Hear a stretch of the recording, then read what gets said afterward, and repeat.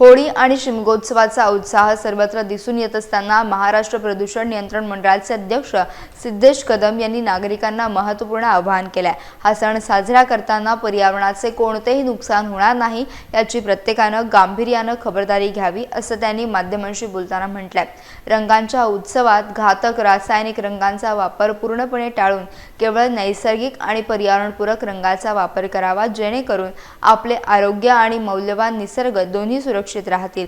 सिद्धेश कदम यांनी विशेषतः पाण्याची नासाडी टाळण्याचे आणि होळी पेटवताना अनावश्यक वृक्ष न तोडण्याचे कळकळीचे आवाहन केले आहे.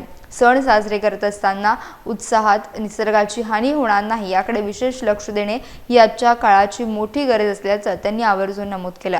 यावेळी त्यांनी कोकणातील पारंपरिक शिमगोत्सवाच्या निमित्तानं सर्व कोकणवासियांना शुभेच्छा दिल्या. नागरिकांनी पर्यावरणपूरक आव्हानाला सकारात्मक प्रतिसाद देऊन प्रदूषण मुक्त आणि सुरक्षित होळी साजरी करावी अशी अपेक्षा त्यांनी व्यक्त केली.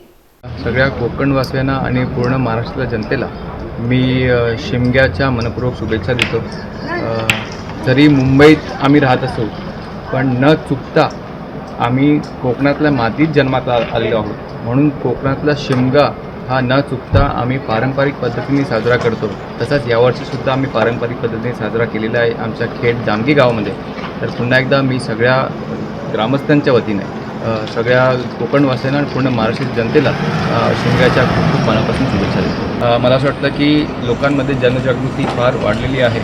अगोदर जे केमिकलचे रंग वापरायचे, आता लोकांचा प्रतिसाद हा नैसर्गिक रंगांकडे वळलेला आहे, आपण पाहिलेला आहे. त्याच पद्धतीने लोकांनी फुलांची होळीसुद्धा साजरी करायची सुरू केलेली आहे. म्हणून जनतेचा साथ जसा शिमग्या दरम्यान मिळतो तसाच साथ आम्हाला इतर ज्या गोष्टी आहेत, म्हणजे साधारणतः या सिंगल यूज प्लास्टिक बॅन जो आहे त्याच्यासुद्धा मध्ये आम्हाला जनतेचा साथ अजूनही जोरदार पाहिजे. तर पुन्हा एकदा मी जनतेला अशीच विनंती करेन की आपण पर्यावरणाचे जतन करूया आणि आपले जे सण आहेत हे पुढच्या पिढीनेसुद्धा पर्यावरणपूरक साजरे केले पाहिजे. या उद्देशाने आपण हा शिमगा महोत्सवसुद्धा साजरा करूया.